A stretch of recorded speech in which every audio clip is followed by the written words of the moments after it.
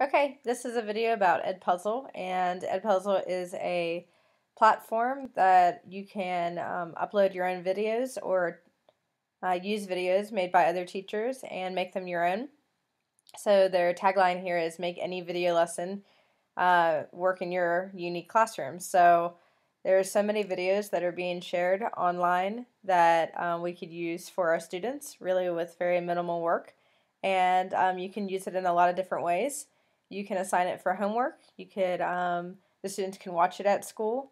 They can review the lessons months in the future or in the future from months in the past if they want to review, or they could watch it, say if they were absent.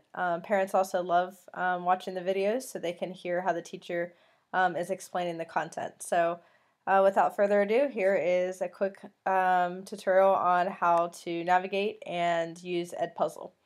So first of all, in the upper right hand corner you find the login. So you're just going to log in as your teacher account. Of course, if you don't have an account, you're going to have to sign up for one first. So I'm just going to sign in to my account. And then once you've signed in, this is the main home page. And at the top you see Home, My Content, My Classes, and a Create button over here on the right. Those are the ones that I'm going to quickly go through today. So first of all, say if you wanted to create a new video. I'm just going to show you how to do that.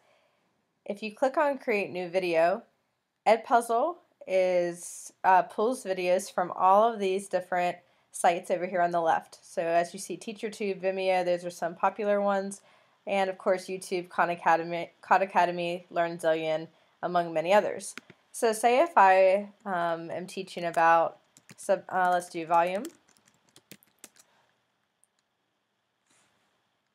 They will pull up many lessons here that have to do with whatever you searched.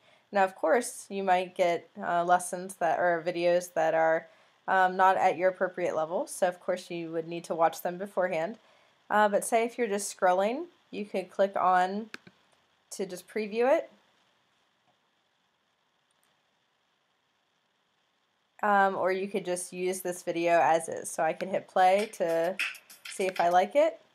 I'm just going to show you the basics now. So I hit use this video, and as you see, this video is down here in the bottom right hand corner. It says it's 2 minutes 25 seconds. It really says that the whole thing is 2 minutes 35 seconds. So somebody has already edited this video, and as you can tell up here, there's other basic little tools how you can make the video your own.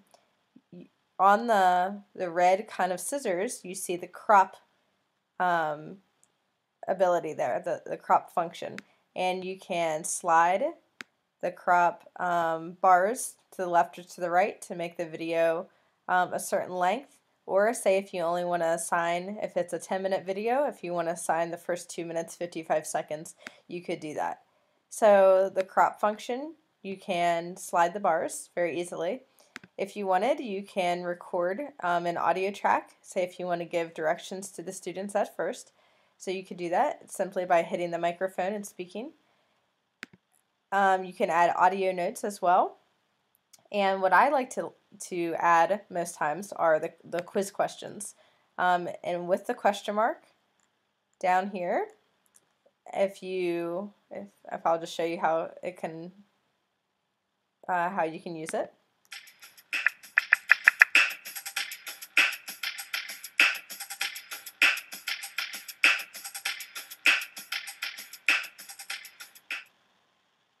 Volume is measured by how many cubic units it would take to fill a given space.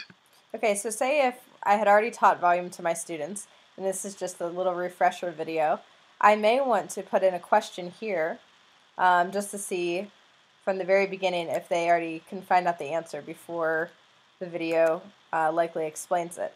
So once you've hit the question mark up here, if you hit this green question mark down here, you can add in an open-ended question, a multiple choice test question, or a comment.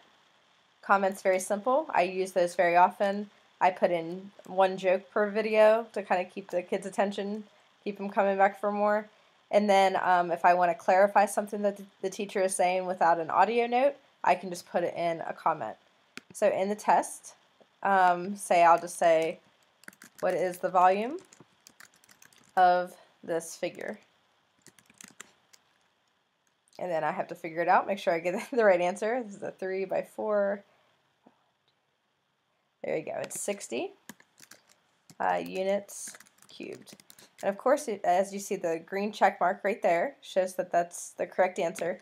And then I'm going to put in incorrect answers. I'm going to add another answer here.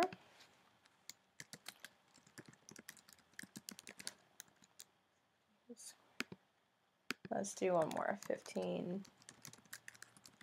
All right, you can do several here. You don't just have to stick with 4. You could even add another item. Say if you wanted to add another multiple choice question, you could do that too.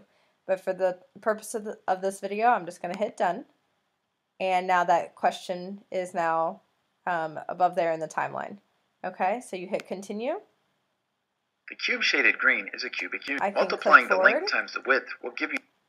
And as you see, somebody's already added this question in here. If I didn't like it, I could hit the trash can and delete it, or I could just keep it as is. So some videos have already been edited, and I'm okay with keeping that question. The area of the prism's base, or to add depth or volume. Okay, so the same thing on this one. I would check the question, and if I liked it, I would keep it. If not, I could delete it.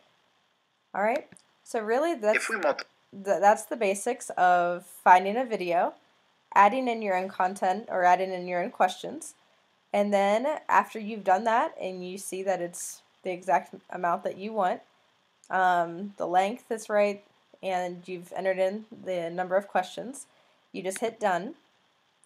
You name it. I'll just leave it volume of rectangular prisms.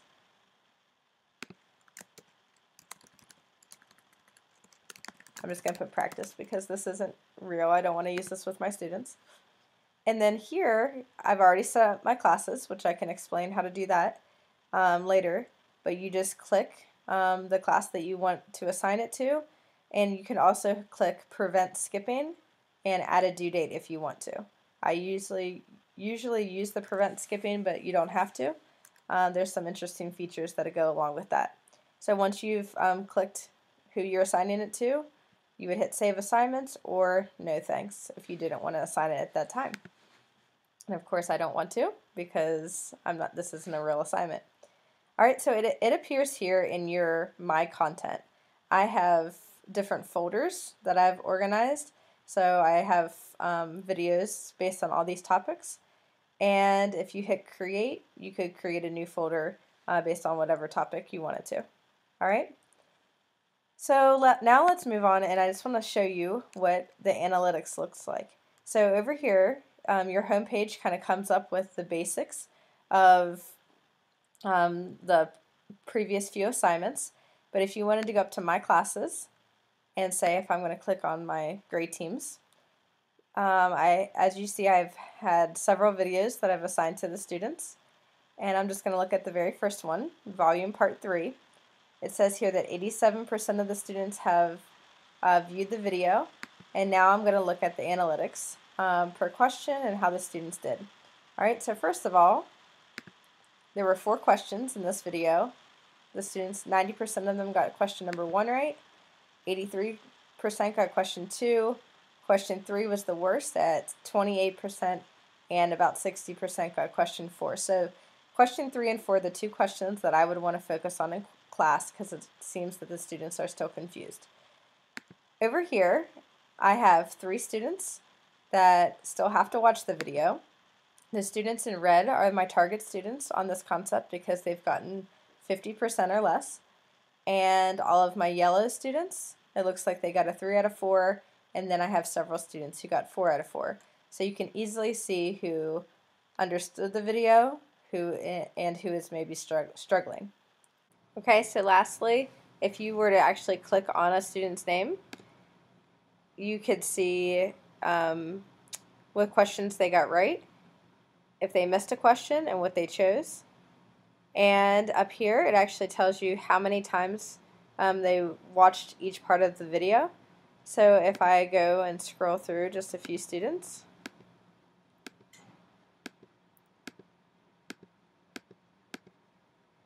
this student, for example, rewound and watched these two parts more than once, and this student here watched the beginning 4 times and the second 20 seconds a few times. So maybe they were confused in this part, and that's something that you might want to ask the student, why they watched it maybe so many times.